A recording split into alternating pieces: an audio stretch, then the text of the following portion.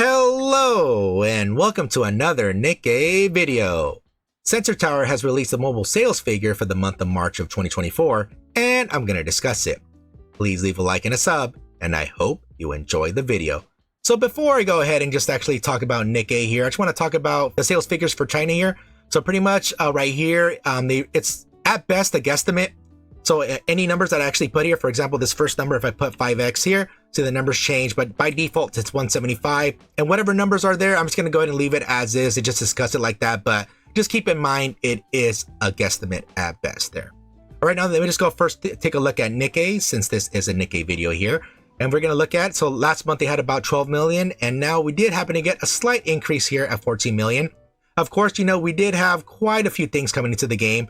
We did have a killerwife, not only that as well, we do have the rezero collab going right now, where you're able to recruit Emilia and Ram. You do also get Ram for absolutely for free. So we did get quite a number of new players as well. And hopefully they do stick around, but if not, at least we did get a slight increase in sales here.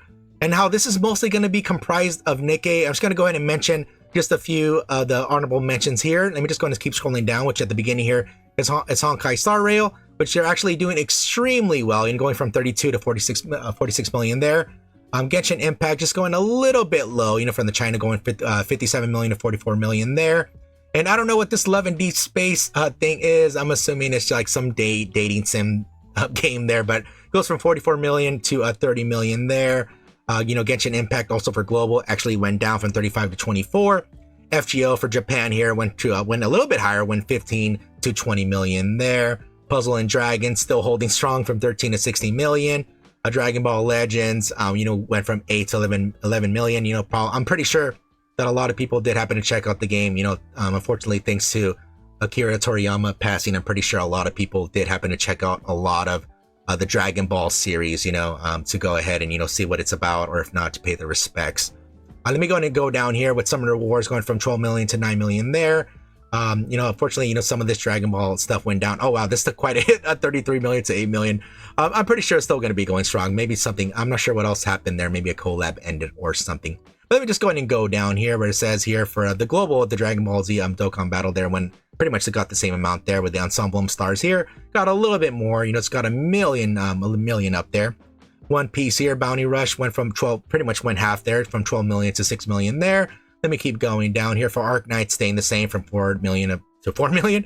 Pokemon Masters going a little bit up, almost half there, 1.8 to 3 million there. Epic 7 staying the same at 3 million. Final Fantasy Ever Crisis, I'm so glad to finally see green here. So I don't know how many months has it been, maybe I think like 4 or 6 months, I'm not sure. But every single month I've been seeing it in the red, so I'm glad to see, even though it is a small increase, it is a win regardless. All right, now going down here, Battle Cats just going down a little bit from 3 million to 2.7 million there. And also here for the seven Deadly Sins going a little bit up at 1.4 to 2.5 there. Black Clover going from 4 million to 2 million. And also as well, this new game, AFK Journey. I mean, I see it being promoted everywhere. So right now it did get 2.2 million. Not bad there. We'll see how well it does next month. Hopefully it still continues to do well. Yeah, I see it being promoted like crazy. All right, let me keep going down there. FK Arena still going the same amount, 2 million there. We got a whole bunch of losses here, with Azure Lane, Path to Nowhere, FGO, One Piece, Bounty Rush. Yeah, pretty much almost going half there for a lot of these. Game Blue Archive here for global going to 6 million to 1.7. Ouch. I know as well that the Blue Archive is going to be having a collab soon, which something to do with some railgun or something like that. I forgot. I keep forgetting the name of it, but yeah, maybe they'll increase the numbers very, very soon. Let me keep going down here where it goes up for Arknights 1.3 to 1.5 for global there. Also One Piece Treasure Cruise went down just a very small amount, went from 1.8 to 1.5 million there. I'll keep going down here for Honkai Impact Third there, pretty much getting double, a little bit more than double, going from 600,000 to 1.3 million. Azure Lane going down on both regions for JP and also for global there. 1.7, 1.4 to 1.2 for both regions there. And also Miku going down a little bit, just only 100,000 off, so 1 million to 900,000 there. Octopath Traveler still doing good from 600,000 to 900,000. Also Punished Grave Raven here for global went from a little bit down from 1 million to 900,000 there. Let me keep going down. Limbus Company is still doing pretty strong, 900,000, 800,000 there. Brown Dust too, I'm glad it's still increasing there, so it goes from 700,000 to 800,000 there for global. Also from reverse 1999 as well, going $200,000 increase from 600 to 800,000. Let me keep going down some more with Tower of Fantasy, you know, increasing, pretty much staying the same. 700,000, Path to Nowhere here, going just a little tiny increase. All right, let me keep going down. Puzzle and Dragons still doing well. Also right there, you know, Final Fantasy War, the Visions for Global, just going down just a little tiny smidge there. And let me go Guardian Tales. I'm pretty much getting a little bit over double revenue, 200 to 500,000 there. Let me keep scrolling down here for Outer Plane, 290 to 390 there. Punish Grey Raven in Japan goes from 200 to 300,000. And let me just keep scrolling down. Tower of Fantasy there in China goes from 220 to pretty much staying the same, 220 there. Let me go down over here. Ensemble Stars going from 200,000 to 180,000 there. Not too much, just a little small drop. Octopath Traveler as well, going from 200,000 to 140,000, just a very small drop as well. Neuro Cloud pretty much almost getting double there at 70 to 130,000.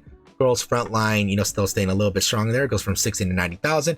Let me go and just keep going down here for you know, Dislight for Japan. They're going to 50 to 60,000 there. Artery Gear in Japan, it goes from 13,000 to 20,000. Also similar to China as well, from 13.8 to 27.5 thousand there. Then we just keep going down here, and we have a few, unfortunately, you know, end of service gacha there, you know, with Love Live 2 and this other symphony there as well. Japan is still going a little bit lower, but I think it might be going as well. And I just want to go ahead and just mention all these other ones too. I know this is mostly going to be comprised of Nikke this video, but I just want to go just put these honorable mentions there, since pretty much a lot of these games, you know, go up and down. And don't worry if it even goes down, you know, even just like even half, since a lot of these games are making a lot of money, even in Nikke's case as well. I mean, they're making a ton of money.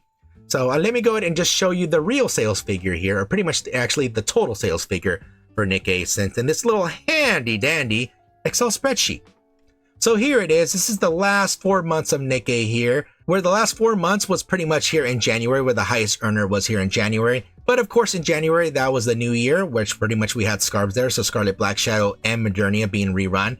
So of course, a lot of people are going to be spending money on there.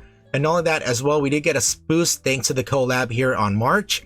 Also, please keep in mind that also the 1.5 year anniversary will be coming soon. That's usually at the end of April there. I know a lot of people do happen to save a lot of resources for that anniversary, since so far they have put a pilgrim every single anniversary. Of course, you know, that could change, but so far it has been true. And I know a lot of people are waiting to see who that unit will be. Either way, people are going to be very excited for the 1.5 year anniversary.